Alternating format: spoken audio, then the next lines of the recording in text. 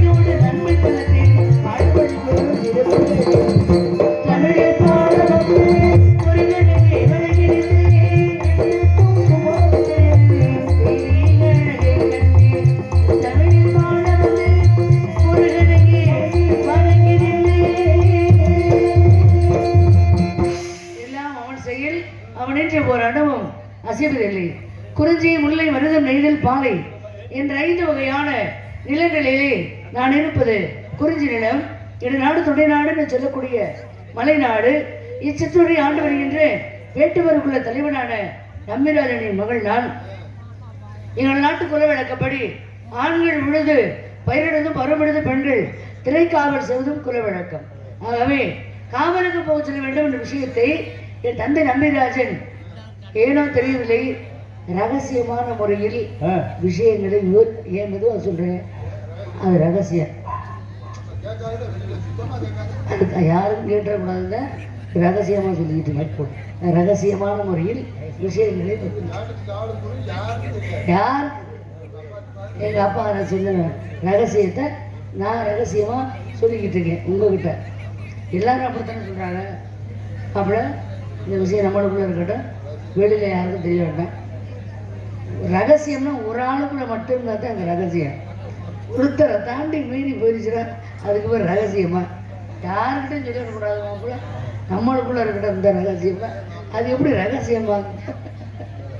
சரி சரி இருக்கட்டும். இது வயதான காலத்தில் தாய் தந்தையருக்கு சிரமம் கொடுக்கக்கூடாது. ஏன்னா அவங்க வயதான காலத்தில் வாழ்க்கைங்கிறது வண்டி சக்கரம்னு சொல்கிறாங்கல்ல, அதுக்கு எடுத்துக்காட்டு என்ன சொல்கிறாங்கன்னா, இந்த கீழே இருக்க பகுதி மேலே போயிடும், மேலே இருக்க பகுதி கீழே வந்துடும். அப்போ வாழ்க்கையில் நம்ம தாழ்ந்து போகிறதுக்கும் வாய்ப்பு இருக்குது, மேன்மையடைறதுக்கும் வாய்ப்பு இருக்குது அப்படின்னு ஒரு அர்த்தம் இருக்குது. இதில் இன்னொரு அர்த்தம் என்ன தெரியுங்களா? அதாவது நம்பிராஜன் வந்து வேட்டைக்கு போச்சு, காவலுக்கு போச்சுறாரு அப்படின்னு சொன்னால் இதில் ஏதோ ஒரு விஷயம் இருக்கு. அதை கொஞ்சம் கொஞ்சமாக ஒரு பாடலோடு சேர்த்து கொடுத்துட்டு போயிட்டு இருப்போம். ஏன்னா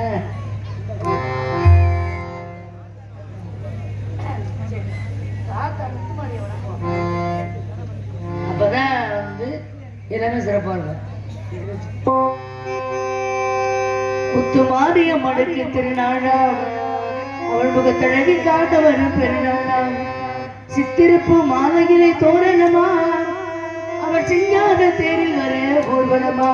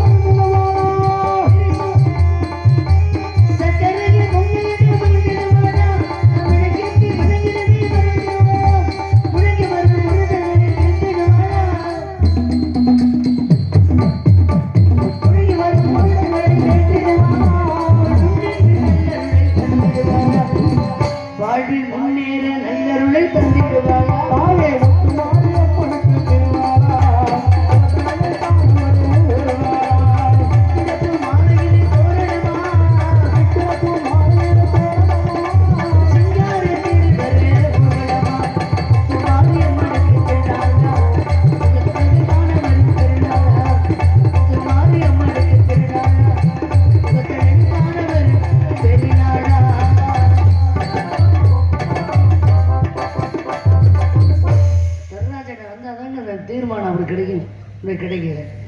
வாழ்த்துக்கள் வாழ்த்துக்கள், வாழ்க வளமுடன். நீங்கள் கூட நினைக்கலாம் துரைராஜ அண்ணங்குது நமக்கு சின்ன பிள்ளை, இது நம்மளை வாழ்க வளமுடன் வாழ்த்துது அப்படின்னு புரிஞ்சுக்கிறீங்க பாருங்க. ஏன் என்னையெல்லாம் வாழ்த்துறதுக்கு என்னையோட பெரியாளா அப்படின்னு சொல்லி சில பேர் மனசுக்கு நினைப்பாங்க. ஒரு சில பேர் எழுதி விட வச்சிருப்பாங்க பார்த்துருக்கீங்களா, வாழ்த்த வயதில்லை வணங்குகிறோம் அப்படின்னு எழுதுவாங்க. வாழ்த்துறதுக்கு வயசு தேவையில்லை, ஆனால் மனசு தான் தேவை. அதனால இப்போ வாழ்க்கைங்கிறது ஒரு சக்கரம், தெருவா சுற்றுறோம் நிலைக்கு வரணும். நான் அது மட்டும்தான் காரணம் அப்படின்னு நினைச்சிட்டு இருந்தேன். ஆனால் ஒரு மனிதர்கள் பிறக்கும் பொழுது எப்படி நம்ம குழந்தை இருந்து இளைஞனாக மாறி வயோதிகராக மாறுறோமோ, இதுதான் மனிதனுடைய வாழ்க்கையினுடைய காலங்கள். இதில் வயோதிகனாக ஆன பிறகு, வயசான பிறகு திரும்ப என்ன ஆகுதுன்னு தெரியுமா, மறுபடியும் இளைஞனா வருவோம். 60 வயசு அமைச்சியில பார்த்ததில்ல அப்படி அந்த இளம் கொஞ்சம் கொஞ்சமா வயசானாலும் அந்த இளம் மாதிரி நம்ம காட்டிக்கிடணும் அப்படின்ற எண்ணம் வரும். மனசுல இருக்கும், செயல்பாட்டிலையும் இருக்கான். நீங்க டையடிக்கிற ஆளுலாம் பார்த்தோம் இல்லையா, என்ன வாத்தியார இப்படி இருக்கீங்க, சரி இருக்கட்டா, தன்னை அழகுபடுத்திக்கிறதுனால ஒன்றும் தப்பு இல்லை. அதன் பிறகு எப்படி மாறோம்னா மீண்டும் குழந்தையாக மாறிடுவோம். ஆரம்பத்தில் எப்படி நம்ம வாழ்க்கை ஆரம்பிக்குதோ அது மாதிரி வயசானவங்களாம் பார்த்தீங்கன்னா சின்ன பிள்ளைங்க சொன்னதையே சொல்லிக்கிட்டே இருக்கோம். ஒரு வயசான பிறகு நம்மளும் சொன்னதே சொல்லிக்கிட்டு இருப்போம். ஏப்பா தொராசு தம்பி எப்போ நம்ம வீட்டுக்கு வந்துச்சு அப்படின்னு, அவங்க தான் அண்ணன் காலையிலே வந்துட்டாங்க அப்படின்னு மறுபடியும் ஆரம்பிச்சு ஒரு 10 நிமிஷம் கழிச்சு, தம்பி தொராசு தம்பி மாதிரி தெரியுது. அந்த குழந்தைத்தனம் மறுபடியும் வர. இந்த வாழ்க்கைங்கிற சக்கரம் இதற்கும் பொருத்தமாகும் என்பது என்னுடைய கூற்று. நன்றி. இதை நாம புரியாம ஒரு சில பேர் என்ன பண்றாங்க அப்படின்னா, இந்த கிழவிக்கு வேற வேலை இல்லை, இந்த கிழவனுக்கு வேற வேலை இல்லை, அதை புரிந்து கொள்ள முடியாத தன்மை. இது மாதிரி ஒரு மருமக புரிஞ்சுக்க முடியாம, இதுதான் குணங்கிறது தெரியாம பாருங்க, இந்த அம்மா எப்போ பார்த்தாலும் நொயின்னுக்கிட்டு வீட்டில் சலன்னு எப்போ பார்த்தாலும் சத்தம் போட்டுக்கிட்டே இருக்காங்க. பொறுமையாக இருக்க முடியல என்னால். நாளைக்கு உங்கள் அம்மா இந்த வீட்டில் இருக்கணும், இல்லைன்னா நான் இந்த வீட்டில் இருக்கணும். 2 பேத்துல யார் வீட்டில் இருக்கணும் அப்படின்னு முடிவு நீங்கள் பண்ணிக்கங்க, எச்சரிக்கிறேன் அப்படின்னு சொல்லிட்டு வீட்டுக்குள்ள போயிட்டா பொண்டாட்டி. அது நீங்கள் நடந்தா செஞ்சிருப்பீங்க, கோவப்பட்டவர்.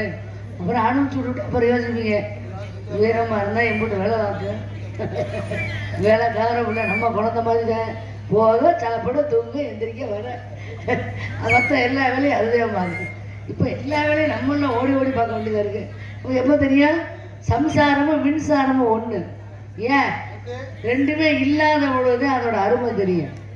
சரி, இப்போ விஷயத்துக்கு வந்துடுமே. ரொம்ப அடிக்க சரி, அது ஒரு பக்கம் இருக்கட்டும். இது நல்லா தான் இருக்கு. இன்னும் அவசரப்பட்டு நல்லா, அதனால தான் நல்ல மரியாதை யோசனை பண்ணி கேட்டுக்கிட்டு, எப்போ இதில் கரண்ட் வருதா வரலையா அப்படின்னு கேட்டுக்கிட்டு தொடரணும். சரி, இது ஒரு பக்கம். அப்போ இப்படி சொன்ன உடனே அவருக்கு என்ன வந்துருச்சு, ஐய அம்மா அவ்வளோ நாளாக வளர்த்தாங்க எடுத்தாங்க, நமக்காக எவ்வளோ சிரமப்பட்டாங்க, நமக்கு இந்த கிறுக்கி புரிஞ்சுக்காம சொல்கிறாளே என்ன பண்ணுறது. ஆனால் அம்மாவுடைய வாழ்க்கை முடிஞ்சு போச்சு. இனிமேல் நம்ம வாழ்க்கை துணைக்கு நமக்காக பிள்ளைங்களுடைய நல்ல வளர்ச்சிக்கு மனைவி தேவை. அதுக்காக அம்மாவுக்கு என்ன தேவையோ அதெல்லாம் சௌரியம் செஞ்சு கொடுத்துருவோம் அப்படின்னு சொல்லி இந்த முதியோர் இல்லத்துக்கு அழைச்சிட்டு போயிட்டார். அழைச்சிட்டு போயிட்டு கொண்டு போய் அம்மா விட்டுட்டு திரும்பி வர்றாரு. திரும்பி வரும் பொழுது முகத்தில் அவ்வளோ மகிழ்ச்சியாக வர்றாரு. கொண்டாட்டிக்கு சந்தேகம் வந்துருச்சு, தாத்தாடி என்ன இந்த மனுஷன் போகும் பொழுது இன்னும் மூஞ்சியை தூக்கி வச்சுக்கிட்டு போனார், ஆத்தான்னு அப்படியே உசிர விடுவாரு. 60 வயசு கிழமை ஆத்தான்னு மடியில் போய் படுத்துக்கிறாரு. அம்முடி செல்லமா அலங்காரு, என்னமா சிரிச்சுக்கிட்டு வர்றாரு. என்ன அது சந்தேகம் வந்துச்சு. ஏங்க என்ன போக பொழுது என்ன சோகமாக போனீங்க, வரும்போது மகிழ்ச்சியாக வரீங்கன்னா என்ன கேட்ட உடனே அப்போத்தான் அவர் சொல்லியிருக்காரு கணவர், இல்லைம்மா எங்கள் அம்மாவை புதுசாக ஒரு இடத்துல கொண்டு விடுறான். இப்போ நம்மளே புதுசாக ஒரு இடத்துக்கு வரும்பொழுது அவங்க என்ன ரசிப்பாங்க, என்ன விரும்புவாங்க அப்படின்னு தெரியாது. இப்போ நம்ம பகுதியெல்லாம் நம்ம வந்து அறிமுகமாகி நம்ம பகுதியில் இப்படி தான் தொழில் பண்ணோன்னா ஒரு சில இடங்களில் நம்ம எப்படி வேணாலும் நம்ம சௌரியத்துக்கெல்லாம் பண்ணலாம் அப்படிங்கிற கணக்கெல்லாம் தெரிஞ்சுக்கிட்டோம். நம்ம இப்போ தெரியாத இடத்துக்கு புதுசாக ஒரு இடத்துக்கு போகிறோமே, அம்மா போகிறாங்களே என்ன பண்ண போகிறாங்களோ தெரியலையே அப்படின்னு சொல்லி வருத்தத்தோடு போனேன். அங்கே ஏதோ கையெழுத்து போடணுமா, எங்கள் அம்மா தான் இவங்க அப்படின்னு சொல்லி கையெழுத்து போடணும்னு சொன்னாங்க. சரின்னு கையெழுத்தை போட்டுட்டு திரும்பி பார்க்குறேன், உங்கள் அண்ணன் உங்கள் அம்மாவோட நிற்கிறேன் பின்னாடி. அப்பதான் எனக்கு ரொம்ப சந்தோஷமாயிருச்சு. பேச்சு துணைக்கு ஆள் இல்லைன்னு நினைச்சேன். இப்ப சம்மந்தியும் சேர்ந்துட்டாங்க. இனிமே நம்ம அம்மா சௌரியமா சந்தோஷமா இருப்பாங்க அப்படின்னு சொல்லி இப்பதான் எனக்கு மகிழ்ச்சியா இருக்கு அப்படின்னு சொன்னாராம். அப்படி சொன்ன உடனே அப்பதான் மருமக சொன்னால பாருங்க, இங்க பாருங்க, நீங்க என்ன ஒண்ணுங்கள ஏது ஒண்ணுங்கள எனக்கு தெரியாது. நாளைக்கு ஏன் மாமியாரு நேத்து எப்படி உங்க அம்மா, இன்னைக்கு எப்படி ஏன் மாமியாரு ஏன் வீட்டுல இருக்கணும். ஏன் ஏன் அந்த வார்த்தை வருது? அப்பதானே அவங்க அம்மா அவங்க வீட்டுக்கு போங்க, புரியுதா? அதனால யாரை எப்படி சமாளிக்கிற திறமை பெண்களை விட ஆண்களுக்கு அதிகம்தான் இந்த உலகத்துல இருக்கு. அதனால இந்த பூலகத்துல சமாளிக்கிற திறமை ஆண்களுக்கு இருந்தாலும் கூட நான் எனக்கு இந்த பூலகத்துல ஆம்பளை எல்லாம் பிடிக்கலப்பா. நேரா முருகனுக்கிட்ட பக்கத்துல போய் உட்காந்துக்கணும். எனக்கு ரொம்ப நாளா ஒரு ஆசை, நம்ம சாப்பிட போய் அமர்ந்திருந்தோம்ல, நீங்களே எனக்கு முன்னாடி போய் சாப்பிட்டு கொஞ்சம் நாங்கள் தாமதமாக வந்தோம். அப்போ வந்த உடனே வாங்கப்பா வாங்க அப்படின்னு சொன்னாங்க. வாங்கன்னு சொன்னாங்க. சாப்பிட்டீங்களாப்பா அப்படிங்கிற உனக்கு சகோதரி கூட வந்து சாப்பிட்டீங்களாப்பா அந்த வீட்டில் உள்ளவங்க கேட்டாங்க. இல்லை என்ன சாப்பிடுவோம் அப்படின்னு சொன்னேன். ஆனால் எனக்கு வாங்க சொல்கிறது சாப்பிட்டீங்களான்னு சொல்கிறது இதையெல்லாம் விட மிஞ்சி ஒரு ஆசை இருக்குது. என்ன ஆசை தெரியுமா? இங்கேருந்து இப்படி நடந்து போகிறேன், நடந்து முத்துமாரி வீட்டு பக்கத்தில் போகிறேன்னு வச்சுக்க, போகிற வரைக்கும் 2 பகுதியில் உள்ள மக்களும் இதை கையெடுத்து கும்பிடணும். என் ஆசையை சொல்கிறேன், ஒவ்வொருத்தருக்கும் ஒரு ஆசை இருக்கும்ல. அது மாதிரி என்னோட ஆசை, அம்மா வணக்கம்மா, அம்மா வணக்கம்மா அப்படின்னு சொல்லணும்னு ஒரு ஆசை. நானும் இது வழியாக தான் நடந்து வர்றேன். ஒரு பிள்ளையும் நம்மளை வந்து அந்த மாதிரி சொல்கிற மாதிரி தெரியல. அப்போ தான் ஒரு முடிவுக்கு வந்தேன், நம்மளை யாரும் அப்படி தனியா கூட்டமா வணக்கம் சொல்ற மாதிரி தெரியல. அப்ப என்ன பண்ணணும் அப்படின்னா, முருகனை எல்லாரும் அரோகரா அரோகரா அரோகரான்னு கையெடுத்து கும்பிடுறாங்கல்ல, ஆமா, அவரை கல்யாணம் பண்ணி அவர் பக்கத்துல உட்காந்துட்டோம்னா அப்படி இல்ல, நமக்கு கும்பிடு விழுகலைன்னா கும்பிடு விழுகிற ஆளு பக்கத்துல உட்காந்தோம்னா அந்த கும்பிடு நம்மளுக்கு தானே.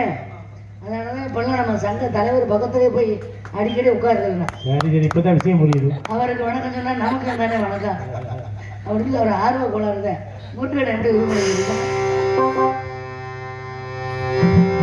என்னை விட்டு ஓடி போக முடியுமா, இனி முடியுமா, என் உள்ளமான கனவு என்ன தெரியுமா தெரியுமா, என்னை விட்டு ஓடி போக முடியுமா, நீ முடியுமா, என் உள்ளமான கனவு என்ன தெரியுமா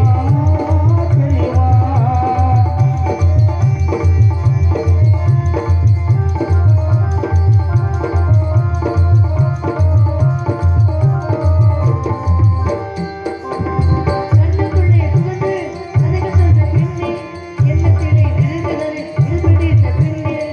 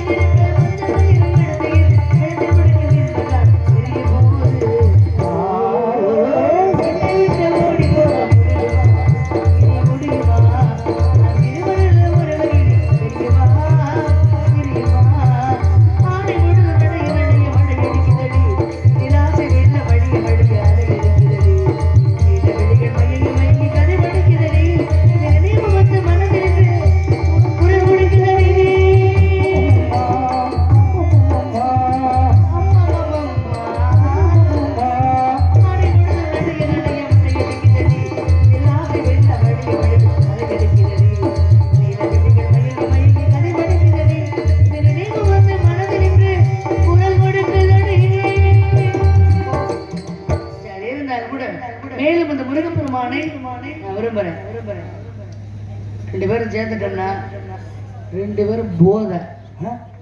போதையில் அப்படியே மிதக்கணும். புகழ் நீங்கள் தான் வந்தாலும் அப்படி சொல்கிறீங்க.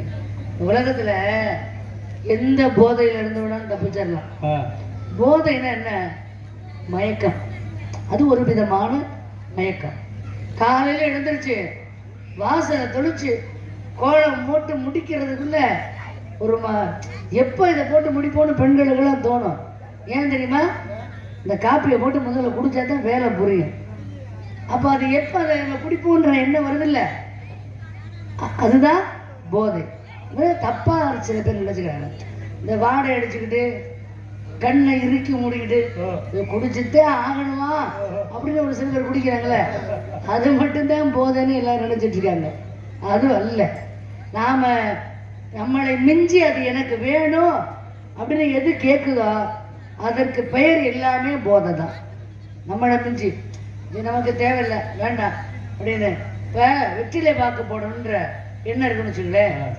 நமக்கா விருப்பப்பட்டு எப்பாவது வெற்றிலை பாக்கு போட்டால் அது போதை இல்லை. ஆனால் வெத்தலை பட்டியை காணாமனு இங்கே தானே வச்சேன் அங்கே தானே வச்சேன் அப்படின்னு பைத்தியம் பிடிக்கிற மாதிரி வந்து பார்த்தீங்களா,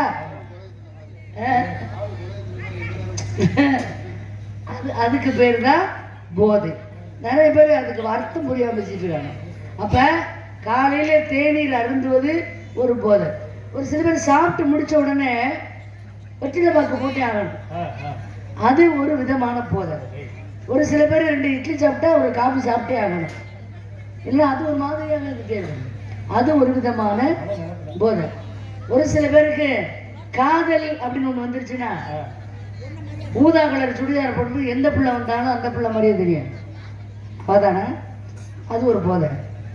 அப்போ இதை விட ஒரு மிக சிறந்த போதை இருக்கு, ஆன்மீக போதை. அடுத்த ஆள் சொல்றது காதலை விடாது. நம்ம ஏதோ ஒரு இறைவனுடைய திருப்புகளையோ திருவாசகத்தையோ எதையோ ஒன்று மனசுக்குள்ள நினச்சிக்கிட்டே இருப்போம்.